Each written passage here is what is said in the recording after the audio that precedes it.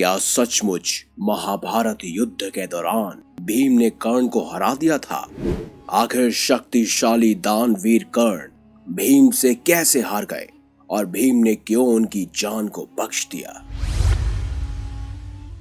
आप देख रहे हैं मिस्टीरियस हिंदू। तो चलिए अब करते हैं ज्ञान की बात। वीडियो में आगे बढ़ने से पहले चैनल को सब्सक्राइब अवश्य करें और बेल आइकन जरूर दबाएं।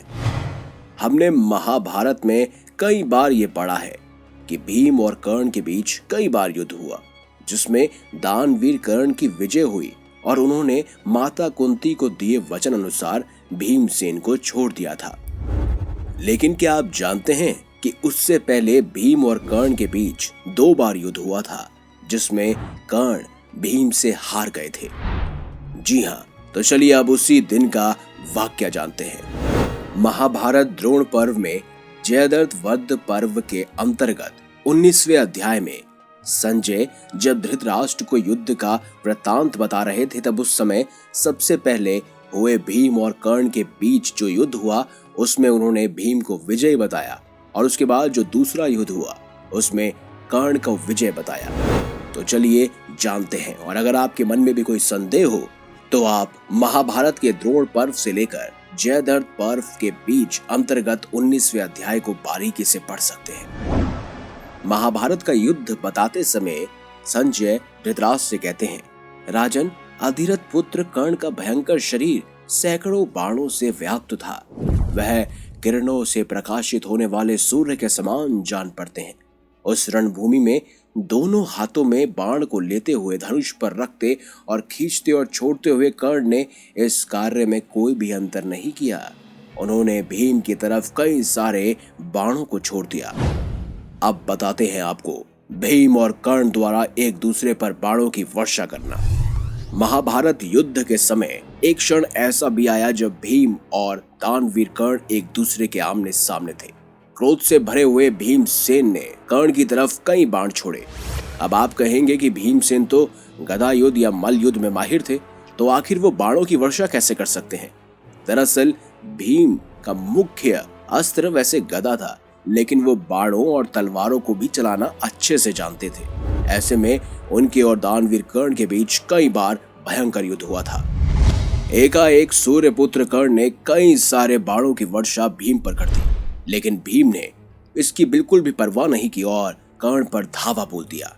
जब कर्ण ने बाणों की वर्षा भीमसेन पर की, तब भीम ने भी उन सभी बाणों को विफल कर दिया और उसके बाद अनेकाएक बाण सूर्यपुत्र दानवीर कर्ण की तरफ छोड़ दिए। ऐसे में सूर्यपुत्र दानवीर कर्ण ने भी उनके बाणों को काट दिया। जब दोनों के बीच भयंकर युद्ध हो रहा था तो ऐसा लग रहा था मानो आज इस संसार का सबसे भयानक युद्ध हो रहा है।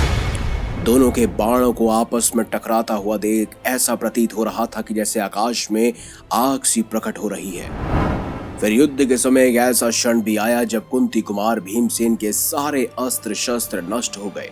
उनके पास एक भी आयुध शेष नहीं रह गया था।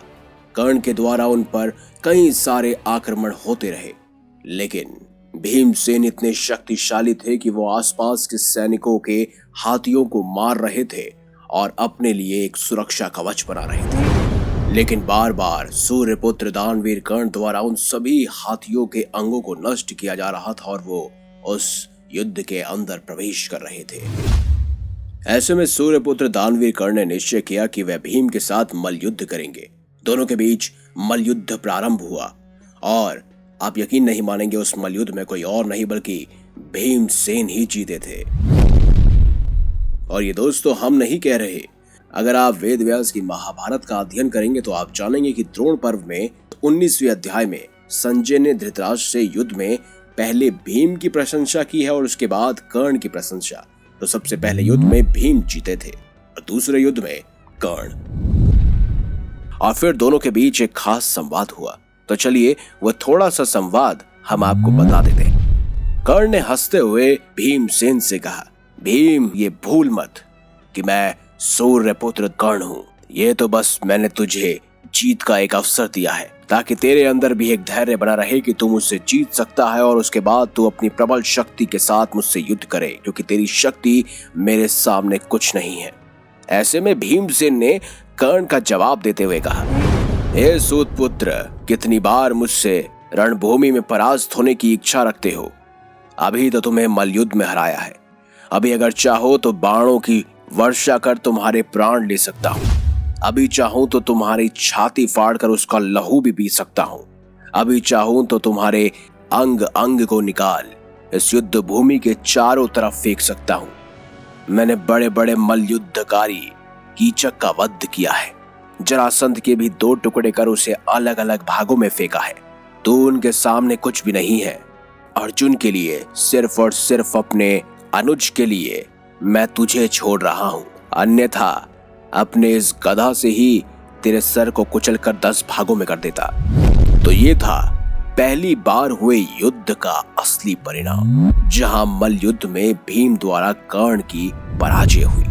लेकिन अपनी आने वाली अगली वीडियो में हम आपको जरूर बताएंगे कि आखिर किस तरह सूर्यपुत्र कर्ण ने भी भीमसेन को हराया था।